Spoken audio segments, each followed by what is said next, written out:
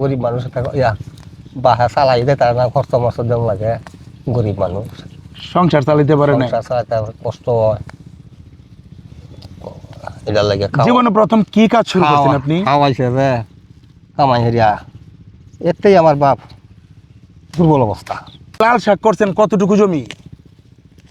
এনে তো খেয়া তোলা করে দিছে 10-এর মাপে, এই 10-এর মাপে আপনার 1 কাঠার উঠে 10 শতাংশ 1 কাঠার উপরে। হ্যাঁ আপনার কি নিজের কোনো জমি নাই? না তাহলে এই জমি কিভাবে নিছে? এইখানে দায় শুদ্ধি আর সেটি হইলো আপনার তেবাগিয়া। ওটা তে ভাগ্য, এটা হলো দায় শুদ্ধি।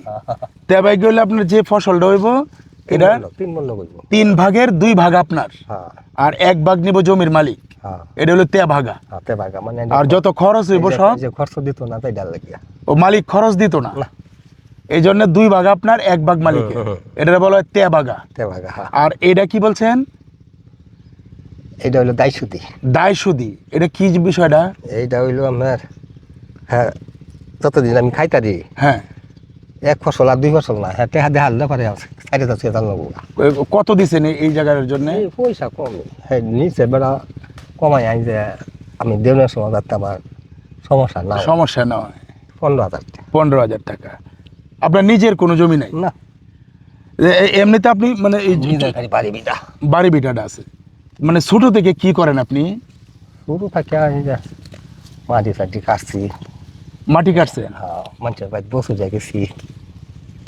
স্কুলে যান নাই ছোট সময়? না বসে যাই গেছি।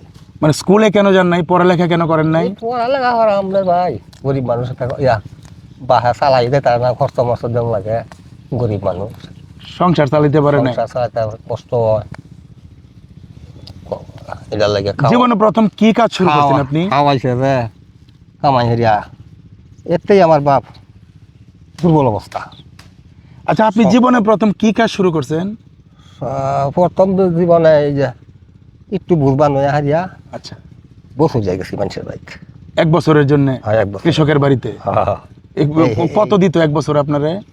এইবার তো আপনার কমে দিত, পয়সাটা তো দাম আছে। আচ্ছা, 1 বছরে আপনার এই 20-50 40 এরকম 40 টাকা 50 টাকা 1 বছরে? 20-50 হাজার 50,000 হ্যাঁ 1 বছরে? 1 বছর। পরে আপনি ওই এরকম কত বছর ছিলেন কৃষকের বাড়িতে? মাস ওরাও কাজ করছি, মাসেও গেছি। আচ্ছা আর বছর যা দেখানো গেছি আচ্ছা এন আপনার 6 মাস খাটতে সুরে গেছে। আচ্ছা সুরে আপনার বেড়ার নিচে আমার গরু বাছুর খাওয়ানি লাগিয়া আচ্ছা। বেড়ার গরু করে আপনার ব্যাগটি নিচে গা চুরে নিয়ে গেছে গরু। হ্যাঁ। পরে পরে আমি আয় করতে বলে আর গরু পালতাম না। গরু যেহেতু নাই তাহলে তো আপনার আর দরকার নাই। হ্যাঁ পরে মাটি কাটা শুরু করছেন কবে থেকে? মাটি কাটা শুরু করছি আপনার মাটি কাটা তো একটু বুঝবান দাঁত না হলে তোর মাটি কাটুন না, মাটি কাটা কামনা পরিশ্রম একটু না। শক্তি সামর্থ্য লাগে। হ্যাঁ পরিশ্রম না। এভাবে কত বছর মাটি কাটছেন? মাটি কাটছি অন্তত 15-20 বছর এখন না। 15-20 বছর। তো এই মাটি কাটা কাজের পরে এখন কি করেন? ওখানে কৃষি কাজ। মানুষের জমিতেও কাজ হ্যাঁ করেন? হ্যাঁ যদি নিজে একটু বাগাদাতে করি এইটাই তো করতারি না। ওখানে মানুষের ভাই কামনা দিতারি না, শরীরে কুলায় না। জানে কোলা না। যে এই যে ছোট সময় তো আপনি স্কুলে যেতে পারেন না, আপনার বাবার অভাব ছিল সংসারে। হ্যাঁ, হ্যাঁ। কেমন ছিল অভাবটা? আমরা যদি ওই দৃশ্যটা একটু বুঝতে চাই আপনার কাছে। অভাব ছিল যে মনে করুন কাহল লতা চাউল ডাল 8 বাজার সব কিছু কিনা খাওয়া লাগে। তখন একবার কামাই হরিয়া এই আমরা 3টা ভাই, আচ্ছা 3টা ভাই 2টা বোন, 5 জন মানুষ। 5 জন মানুষ, আমার মা আছে 6 জন মানুষ না। আচ্ছা 6 জন মানুষের আমার বাসায় কামাই হরিয়া চালায় হারিয়া যায় আমার পড়াই বয়ে করবো। এটা তো আমার বাসায় প্রতিদিনের এই যে খাবারই রীতিমতো হয়েছে না। রীতিমতো দোকান হতে পারছে না। কষ্ট বিনিময়ে দিন গেছে। মানে প্রতিদিনই ভাত রান্ধা হয়েছে না 3 বেলা? হ্যাঁ 3 বেলা কি ভাত রান্ধা খাইতে পারছেন তখন? না আটা কম লাগবে না, আটা কম লাগবে।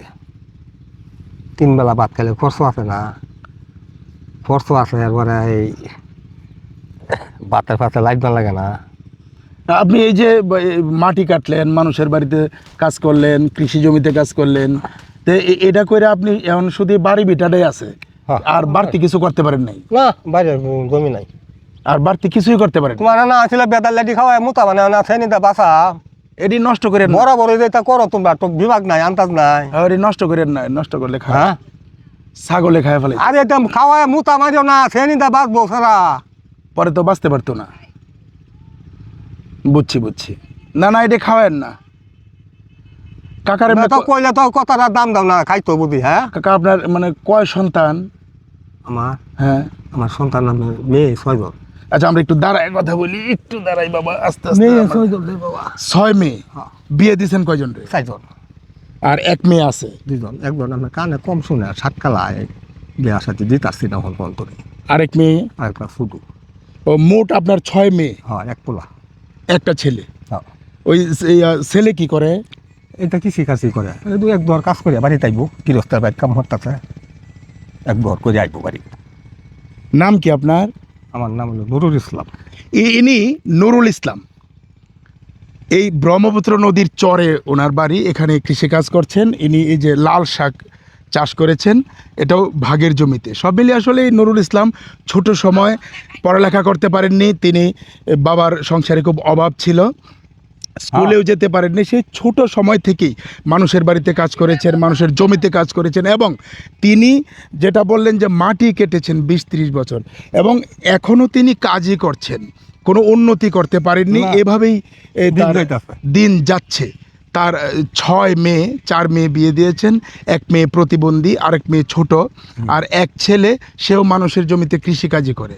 সব মিলিয়ে আসলে এই যে চরাঞ্চলের মানুষের যে জীবন, এই জীবনটা আসলে এরকমই। তাদের জীবনের গল্পটাও ঠিক এরকম। আমরা আসলে মানে মানুষের জীবনের যে মানে গল্প, সেটা তুলে ধরার চেষ্টা করি, এটি নষ্ট করেন না। এই ছিল আসলে কাকার জীবনের গল্প।